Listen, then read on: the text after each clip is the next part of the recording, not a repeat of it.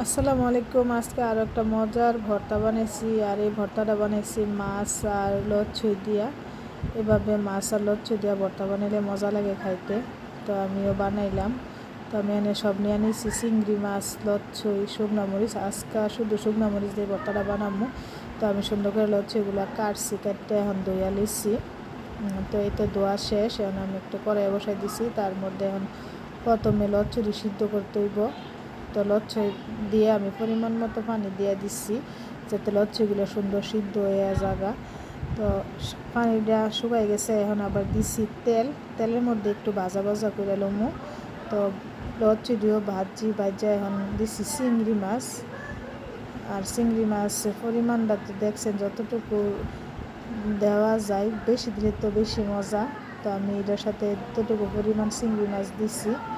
তো চিংড়ি মাছ আর লচ্ছই আবার সুন্দর করে ভাজতেছি, মানে ভাজা ভর্তা বানাইলে আমার কাছে ভর্তাটা বেশি মজা লাগে। একদম ভাজা ভাজা করে লিছি এখন, কিন্তু এভাবেও ভাজি হিসাবেও খাওয়া যাব মাছ আর লচ্ছই একসাথে। তো সবগুলো এখন ফাটাত বাইটা লইতেছি। তো এটা সুন্দর করে আমার বাড়া কিন্তু শেষ, সবগুলো একসাথে দিয়া।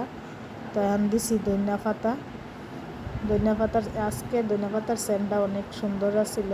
মানে এখন ধনিয়া পাতার এত সেন্ট হয় না, কিন্তু এই ধনিয়া পাতা দিয়ে অনেক সেন্ট দিয়েছি। পরিমাণ মতো পেঁয়াজ, আমি কিন্তু ভর্তাতে পেঁয়াজ বেশি দিই। তো পেঁয়াজ দিছি, লবণ দিয়া সুন্দর করে হাত দিয়া মাইখা লইতেছি ভালো করে। আর আস্তে আস্তে পেঁয়াজ রাখলে আমার কাছে ভর্তাতে খাইতে ভাল লাগে, কামড় উপরে অনেক মজা লাগে। তো যারা আমার ভিডিওটা ইউটিউবে দেখতেছেন সাবস্ক্রাইব করে দিন, আর যারা ফেসবুকে দেখতেছেন লাইক কমেন্ট শেয়ার করে দিন। এই তো আমার ভর্তা কিন্তু বানানো শেষ।